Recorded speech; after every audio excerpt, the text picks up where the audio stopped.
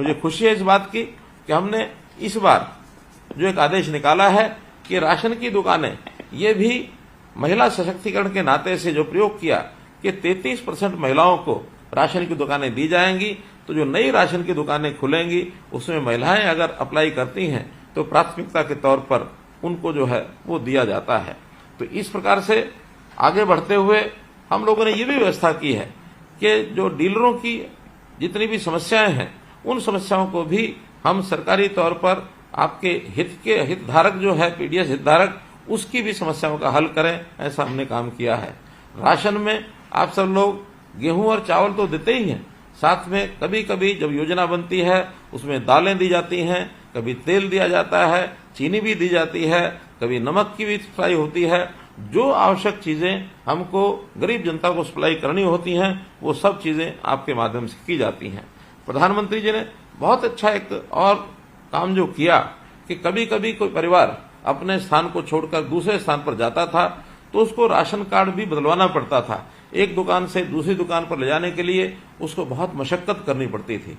लेकिन पूरे देश भर में प्रधानमंत्री जी की योजना अनुसार एक राष्ट्र एक राशन कार्ड, इस योजना को चलाया ताकि कोई व्यक्ति राशन कार्ड कहीं भी किसी भी दुकान पर ले जाकर के राशन लेना चाहता है तो वो ले जाकर अपना राशन ले सकता है, किसी को भी कठिनाई नहीं आती है। और मैं विश्वास करता हूं कि आपने भी किसी भी व्यक्ति को, चाहे कहीं और प्रदेश का या किसी और स्थान का आपके पास आया होगा, निश्चित रूप से आपने उनको राशन दिया होगा। इसमें कोई कमी ना आने दें। हर किसी को खाने का अधिकार उसको मिला हुआ है, तो उसको राशन का प्राप्त करने का भी अधिकार है। हमारे पास उसका नाम दर्ज है अथवा नहीं है, लेकिन कोई व्यक्ति राशन कार्ड लेके आया है तो उस राशन कार्ड के हिसाब से उसको जो सामान उसका देना है, ये जरूर हम ध्यान रखेंगे। एक बात कभी ऐसी भी ध्यान में आती है कि आपके जो राशन यानी लेने वाले लोग हैं, जो भी हितधारक हैं, आपको सब पता होता है कौन व्यक्ति कैसा है। हमारी योजना गरीब व्यक्ति के लिए है, क्योंकि सरकार के ऊपर साधनों का, सरकार के पास जो संसाधन है उसके ऊपर अधिकार अगर है तो गरीब व्यक्ति का है। यदि आपको लगता है कि कोई गरीब व्यक्ति छूट गया है, हमारे दायरे से बाहर रह गया है, तो उसके नाम को निश्चित रूप से आप हमारे तक पहुंचाएं ताकि तुरंत उसका जो है राशन कार्ड बनाया जा सके। हाँ, एक दूसरा भी विषय कभी कभी होता है कि व्यक्ति गरीब तो नहीं है, लेकिन किन्हीं कारणों से उसने अपना राशन कार्ड बनवा लिया। वो अगर राशन लेकर के जाते हैं तो निसंकोच आप वो भी बताइए, हम उस व्यक्ति को भी समझाएंगे, उसकी जानकारी भी लेंगे, उसके जो आय होती है उस आय की भी हम उसके तथ्य जांचेंगे। तो उनको कहेंगे कि एक गरीब आदमी का अधिकार किसी मध्यम वर्ग के या किसी ऊंचे आय वर्ग के व्यक्ति को उसको नहीं लेना चाहिए।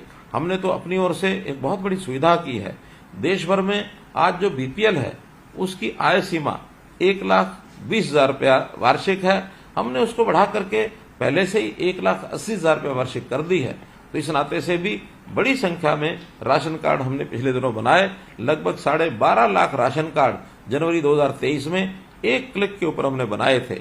इसलिए अब ये कोई शिकायत नहीं कर सकता कि मेरी कम है फिर भी मेरा राशन कार्ड नहीं है। हमने अपनी ओर से पूरा प्रयत्न किया है। फिर भी आपके माध्यम से यदि हमको जानकारी मिलेगी तो निश्चित रूप से इसका भी हम हल निकालेंगे और हम उनको राशन देने की व्यवस्था ये सारी पूरी करेंगे, आपके माध्यम से करेंगे।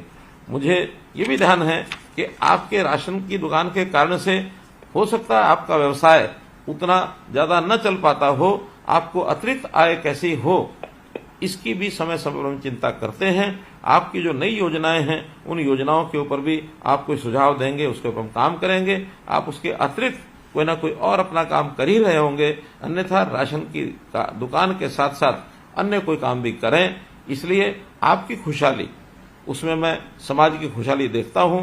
आप खुशहाल बने और आपका व्यवहार निश्चित रूप से सरकार की योजनाओं को भी प्रभावित करता है, क्योंकि भले आप सरकारी राशन की दुकान का काम करते हैं, लेकिन लोगों के मन में ये सरकारी राशन की बजाय दुकान को ही सरकारी कह दिया जाता है कि ये सरकारी दुकान का राशन है।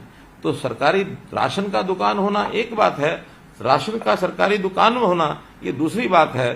जो लोगों को लगता है कि आपकी दुकान सरकारी दुकान है, तो जो आपकी छवि है वो सरकार की छवि बनेगी। इसलिए निश्चित रूप से आप कभी भी ऐसा कोई काम न करें जिससे सरकार की छवि पर भी फर्क पड़े या आपकी छवि पर फर्क पड़े।